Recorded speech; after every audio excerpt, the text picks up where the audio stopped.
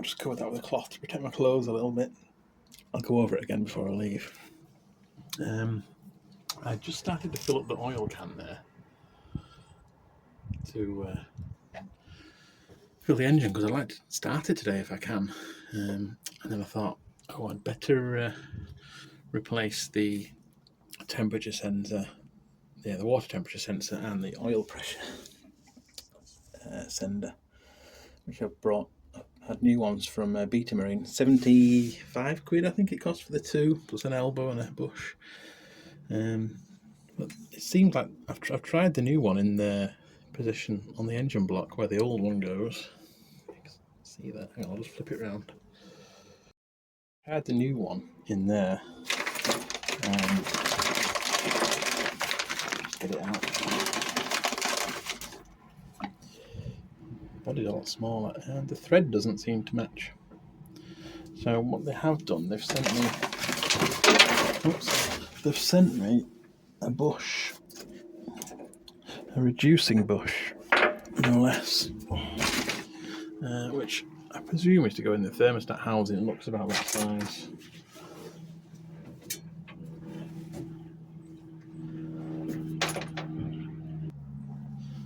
So that's the reducing bush, which I'm not sure. Yeah, looks about right for that.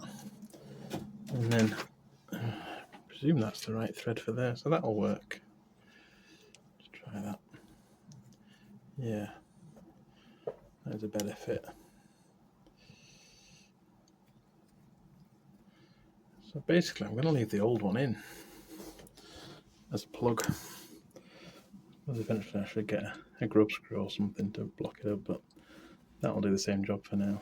So the new one will be actually positioned here. It's a bit neater really, I guess, once it's in. And then the oil pressure sender is a lot bigger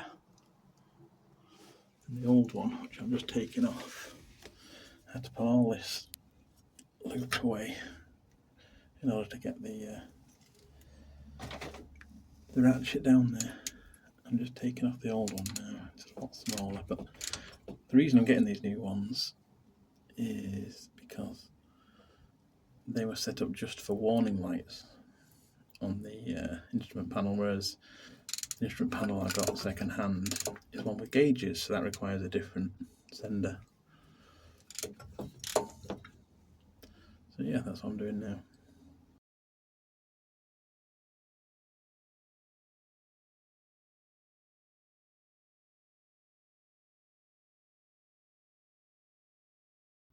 So this is a brass elbow which Beta Marine sent to me when I ordered the new sender from them. So it has a 1/8 BSP, that's British Standard Pipe, male thread, and a 1/8 NPT female thread.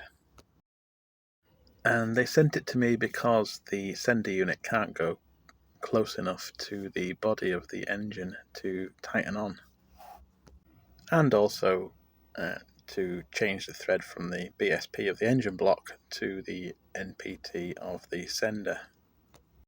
So this is a problem I tried to solve in a couple of ways. First of all, I tried putting PTFE tape around the threads to make it lock into position a little bit sooner, but the problem with that is it actually needs to send the negative ground through the threads into the engine block and back to the engine, back to the battery rather, from the engine block. So the threads interfere with that. So I did have a thread lock which I put on as well, but I've been thinking about that since I recorded this video. I'm not happy with that as a solution because it's not conductive thread lock. So again, there's the problem potentially that you create an insulator there where you need to get an electricity path through.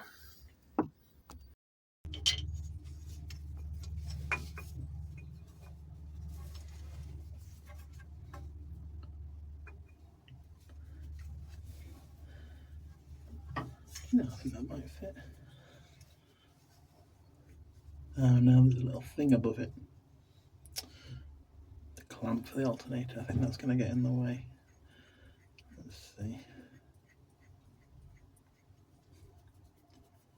Yeah.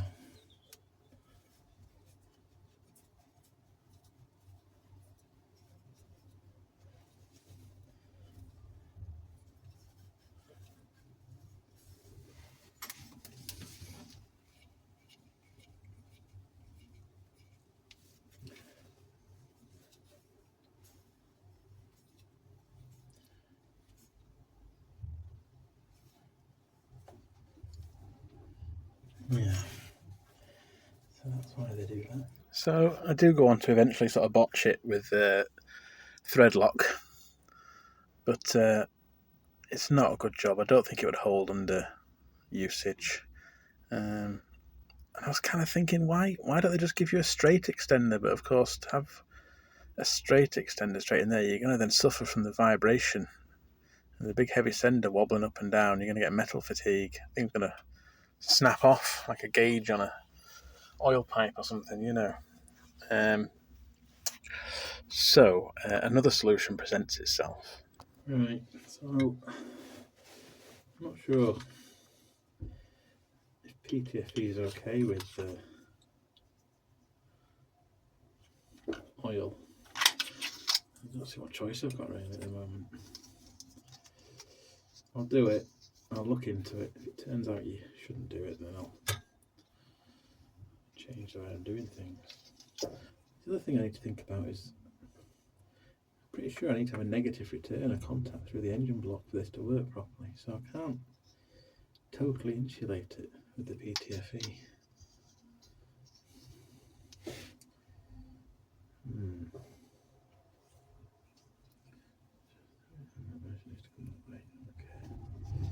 Just thinking about the way I turn the threads to tighten them.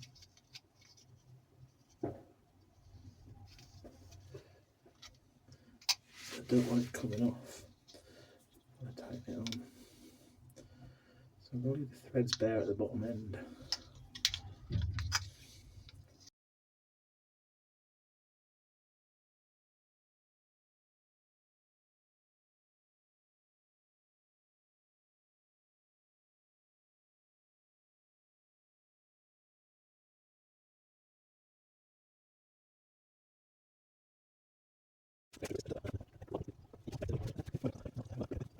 Some Googling. It says, yes, although they're tapered threads, you can use threadlock paste or liquid rather than tape, because then bits won't come off into the oil and whatnot. So I've got my knockoff Chinese Temu version of Loctite called Luliful. So we'll try this. I mean, that is shameless rip-off of Loctite, isn't it? But yeah, we'll give that a go.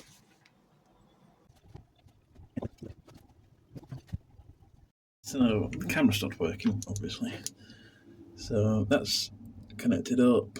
Wire's connected. I've reconnected the cooler circuit there. I've put in the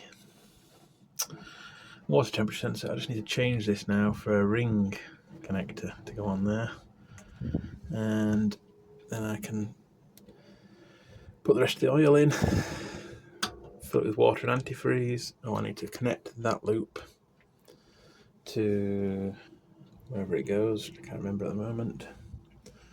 Oh yeah, there. So yeah, that I'm just doing a short circuit for it at the moment. Eventually that will go to the calorifier, but I'm just going to loop it back round on itself for now. Yeah, down into there. So I'll crack on and do that. Then I'll need to bleed the fuel through, and potentially could have a go at cranking it. Yeah, obviously cranking it was probably over-optimistic at this stage. So I stuck the ring connector on, like I said I was going to. I've had a rethink about this, because if I position the temperature sensor in the top of the thermostat housing, that means it's only going to get an accurate reading of the temperature when the thermostat is open. So there's going to be a delay with the engine warming up. And I also did a bit of research about the oil pressure sender position, and kind of defeats the object. I've sent off for an extender unit which conducts. Also, if I get a dodgy thermostat, so that then doesn't open, extend this flexible steel braid, I'm not going to get a reading at all from the engine body. So I did a little bit more research and somewhere where it's not vulnerable to being shaken the original position of the original, still provide an accurate temperature reading temperature for the sender oil pressure. So that will go in the correct place. Things ever simple on a boat to give me pretty quick reading. There will be a slight delay because it's going to have a bit of standoff from the engine block because it's a different thread type, but it will be a more reliable and therefore more useful reading in that position. I've also sent off for a flexible braided hose which I can put in for the oil pressure sender, and then I can locate the oil pressure sender away from the engine block itself and secure it to something solid, but it will still give an accurate reading and it will still send the electrical circuit through the negative return in the engine body. So that's a better solution, although obviously it means a little bit more expense and a week's delay. Nothing's ever simple or cheap on the boat. So this was me just protecting the flex to the sensor as it goes over the engine body there with a bit of split trunking. Not the best stuff, but better than nothing. Get some little cable ties around that later on. Okay.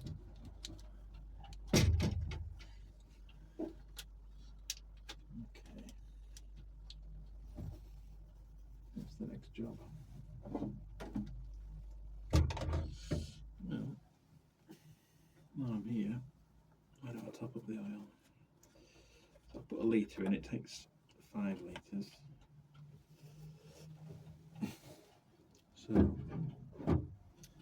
here's another 2 I measured out earlier.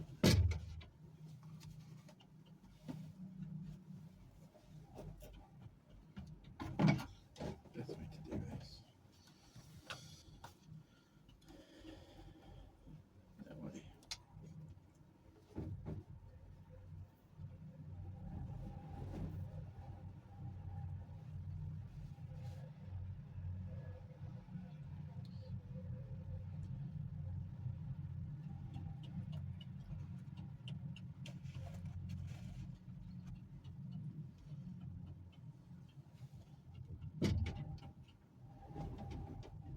Feels good to be putting the oil in, even though I'm not running it just this second. Even if I don't start it today, I'll feel better with more oil in. Protecting surfaces. I'm doing that like I'm pouring a cup of tea. One good gust of oil everywhere. Okay, so it now has 3 litres in it. I put a litre in last week. I just left it to see if it came out the sump, and it hasn't. That's good.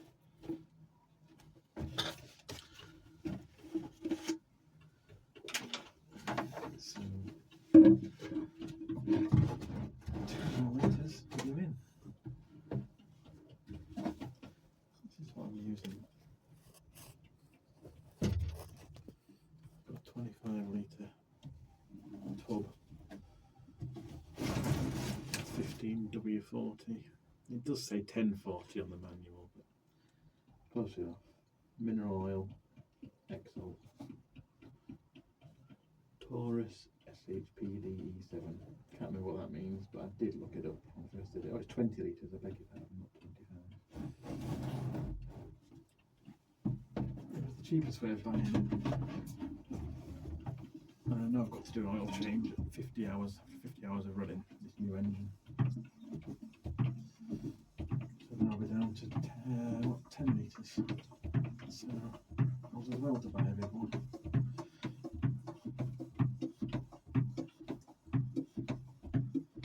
Which is a great thing, this pump, I like it. Oh, I was right last week, I didn't have it on tight enough. All the oil spurted out of here.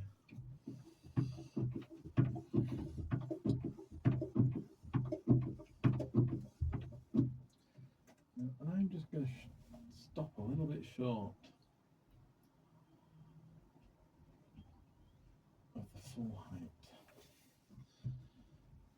the full measurement, so I can just recheck the amount. It's a lot easier to put more in than it is to take oil out.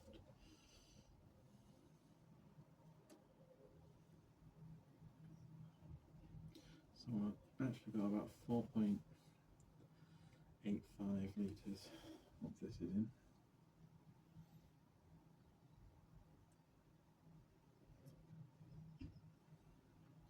stopped about 250 short.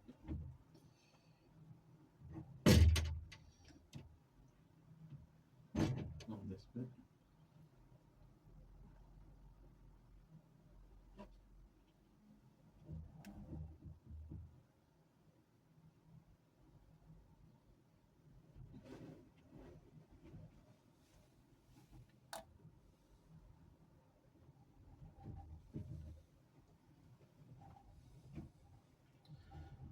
I don't have a bigger jug. I thought the smaller one would be handy for oil, and I keep the bigger one for antifreeze and coolant kind of thing.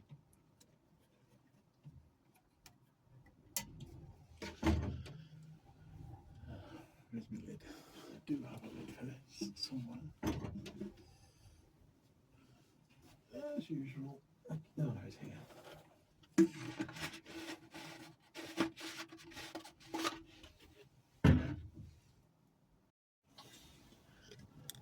Right.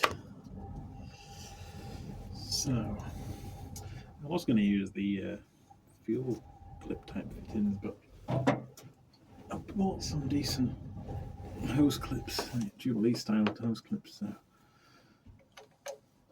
I use them.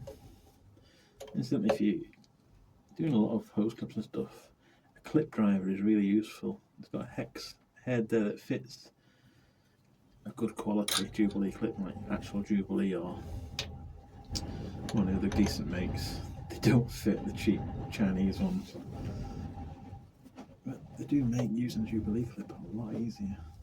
I've had one of these for years, since I used to be a storeman in an engineering department of a paper mill,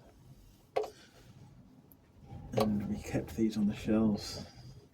Of course, I went and purchased mine myself. Your Honour. Right. It's quite a long bit of hoses, but I'm loath to cut it for a temporary job. Let's just tell you down. There we go. The other end.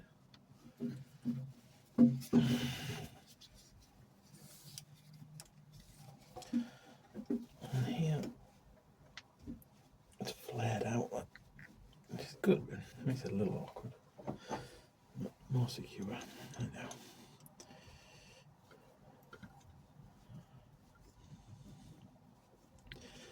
What capacity this is?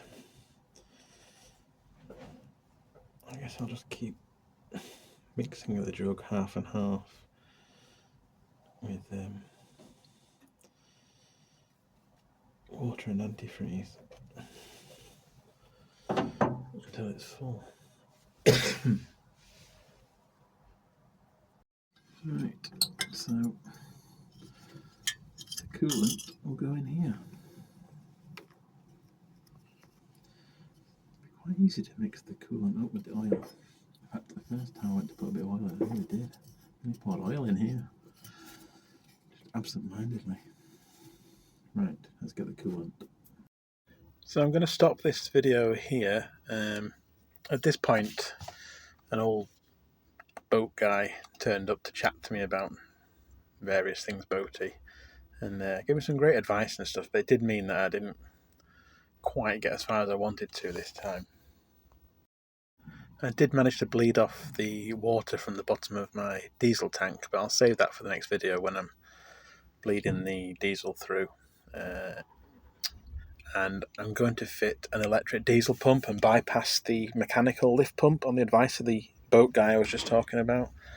I'll keep the lift pump available, fill it with diesel, just have it looping around on itself, so that if the electric pump ever goes, I can just reconnect it fairly easily. And thanks for watching anyway. Please like, subscribe, share, etc. Thank you again.